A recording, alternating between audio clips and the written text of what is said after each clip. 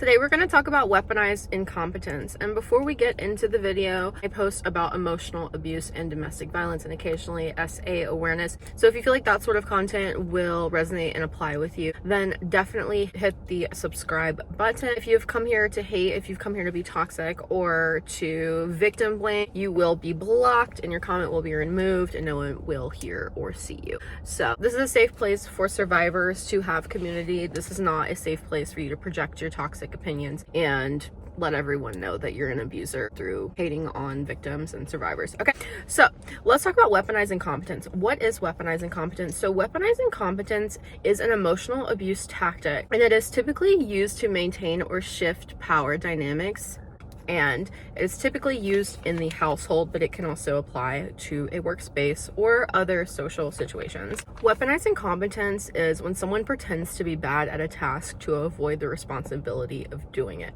So let's talk about some examples of weaponized incompetence. Some examples of weaponized incompetence in the household could be things like putting away dishes that are dirty, folding clothes but putting them in the wrong places, going to get groceries but leaving them out and saying, oh, you wanted me to get groceries, I got them. Oh, you wanted me to put them away too? Like pretending like someone is incompetent. But typically from the get-go, they are doing this intentionally. Oftentimes this stems from a place of wanting to maintain gender roles.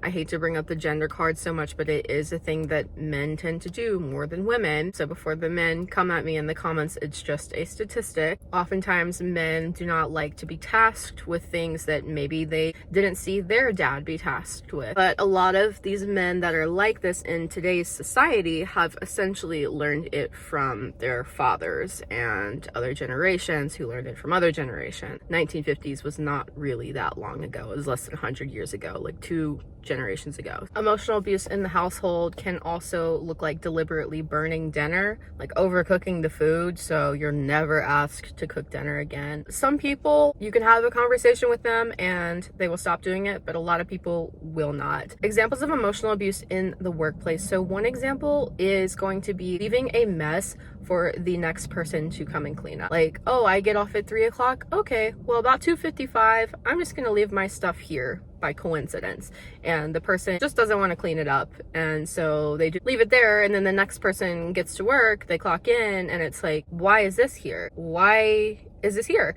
And then they're not gonna want to surround themselves with that physical mess, so they're just gonna clean it up, and then that becomes a pattern. Person does it again the next day, and then the next person on the next cleans up after them, and so the cycle repeats. And it's emotional abuse. Yes, somebody can be emotionally abusive even in the workspace. It isn't always just a romantic partner or a parent. Another example of emotional abuse in the workplace would be messing up spreadsheets. Like if someone is supposed to fill out some sort of spreadsheet and they do it wrong, well, the person that's reviewing it is going to be like, this is done all wrong, I'm just going to redo it. And then they'll redo it, and then they probably won't ask the person to do it again. That is weaponized incompetence. We're competent in doing these things, and especially if you observe that the person is very capable and very good at doing things in other aspects of life, if you see them just messing up stuff, a lot of times it is on purpose, unfortunately. So like I said, having a conversation and setting the expectation of what they need to do is important, but if from there they are intentionally and deliberately doing something wrong, then that's weaponized incompetence. Many of us probably witnessed this even when we were in grade school, or if you are in grade school, you might have witnessed this, but this can also occur in workspaces where there are such things as group projects, and one person will just do stuff wrong or pretend that they are not competent at completing the tasks, and then the person who's more anxious and more concerned and cares more is going to take over because they're like, I don't want to mess this up, or I don't want someone else to mess this up because I can tell they're not doing it right. And that's an example of weaponized incompetence. At the beginning, I mentioned that weaponized incompetence is used to maintain or shift power dynamics.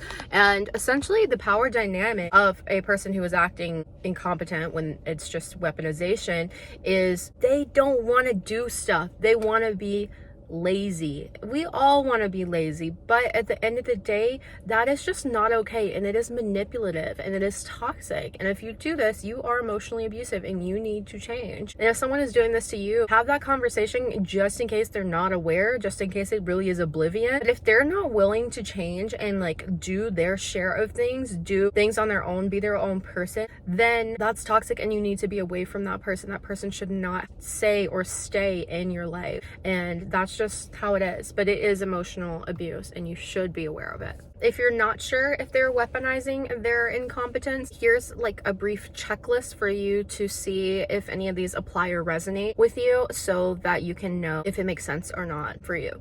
So, checklist of could it be weaponized incompetence? Do you constantly pick up tasks because you have a feeling that they're just not going to do it right? Do you not trust them to do things correctly even when you ask? Do you ever feel taken advantage of by this person?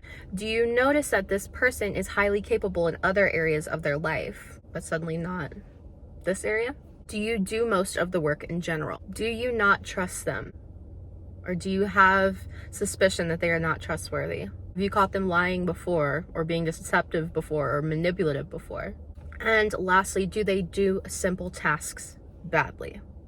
Answer those questions honestly and listen to your gut. Your gut's going to tell you if someone's trying to take advantage of you or not. So, thank you for watching. Subscribe to me if you want to see more videos around domestic violence, emotional abuse, and SA awareness. And I will see you in the next video.